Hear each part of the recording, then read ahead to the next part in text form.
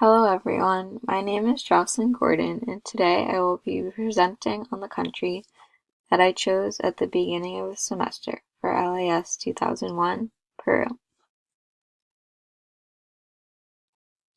To begin, I will start with part 1, addressing the overview and basic information of my country. Here I have a picture including a map of Peru where it's located on South America, and adjacent to it I'll provide a table of facts listing the capital, population size, independent state, and currency. As you'll see in the remainder of my presentation, I currently do not have photos where they should be necessary. I have indicated so just so you are aware that they will be there. Before I dive into my special case, I would like to give background on the history of Peru so we can understand moving forward why things are the way that they are in Peru today. I will start by giving a briefing of Peru's past presidents and a timeline which includes their independence date and a little bit more information about the Shining Path. This slide will include many pictures of the famous presidents and a little bit about the Shining Path.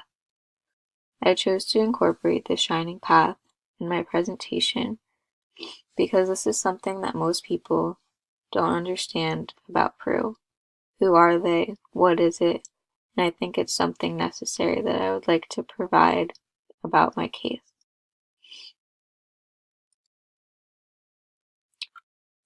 To develop further, I will explain the current political climate in Peru. By doing so, I will provide a photo of the current president, some information about him, and about the parties in Peru and how they are affiliated, whether they're on the right or the left. I want to incorporate the current climate just so that when we get to current case studies, we'll be able to see who is actually in charge of the government and what is behind the current policies that exist today in regard to the communities that we'll be talking about later.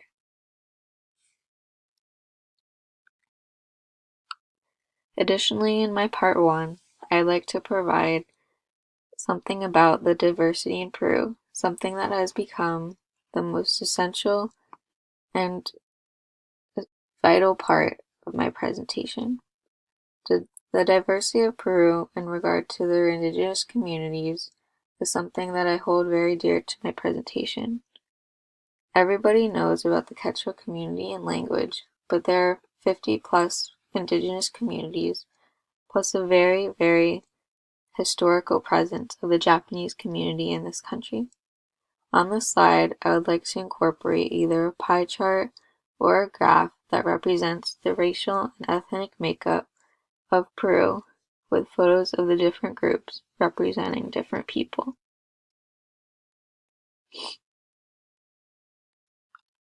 Coming into part 2, I have chosen my 3 case studies that I will further develop in the rest of my presentation. To begin, I have included Japanese migration, indigenous land rights, and current U.S. intervention.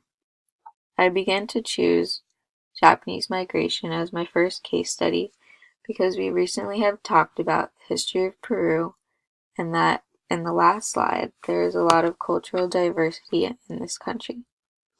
In the historical background, however, I did not explain when the Japanese migrated to Peru and why, and this is something that I want to address first.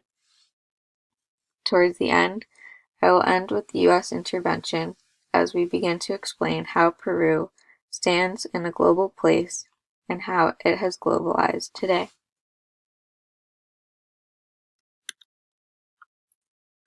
For Japanese migration, I will heavily incorporate my creative portion of my assignment that tells of a personal encounter of a Japanese Peruvian and the history of Japanese in Peru. This encounter will show something more personal because this man that I included in my creative portion is full-blood Japanese but has experienced a dual identity as a Peruvian citizen and unfortunately has experienced discrimination. The slide will basically include photos of this man, an explanation of her situation in Peru, including case study creative pieces like I mentioned before. To continue, I began to choose the indigenous land rights as my second case study because it also ties in with the community aspect of diversity in Peru. This slide will include photos and discussion about the tensions between the indigenous community and the government that takes place today, including more creative pieces from my case studies talking about the president's opinion and how he has reacted in response to the indigenous people and their rights when it comes to land and resources. I will explain how this group is represented and mostly underrepresented from the government because of the exploitative motives that come from the resources. Because of this, the indigenous have backlashed against the government by shutting down up to 50 oil wells so that indigenous rights can be discussed in the region. There have been many deaths because of this, unfortunately. Moving on, I will talk about current U.S. intervention. This remains a main factor today, especially with the military base known as REOC over the Amazonas regional government.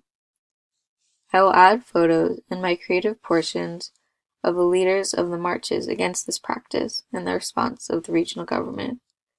ROEC today serves as a military base that is supposed to aid in emergency breakouts of natural disasters.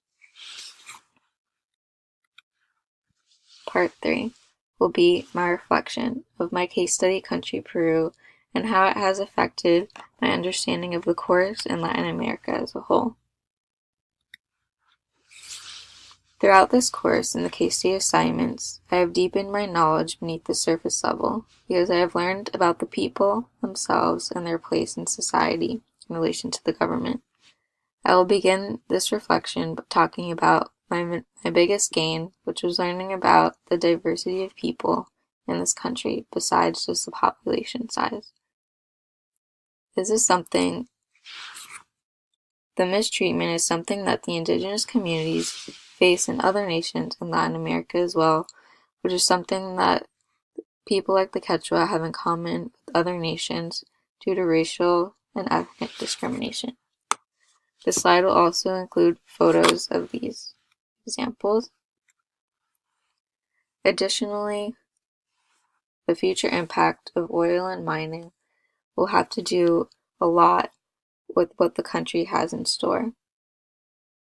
I believe that Peru will face difficulty combining economic power of resources with oil and mining because they have to aim to appease their indigenous populations at the same time.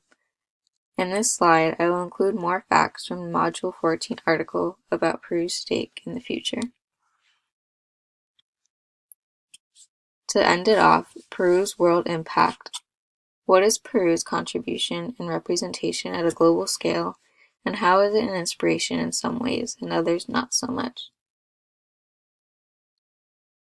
I'm so happy that I've gotten to experience Peru from the inside from this class, and I know that I've deepened my knowledge beneath the surface. Thank you, and have a great day.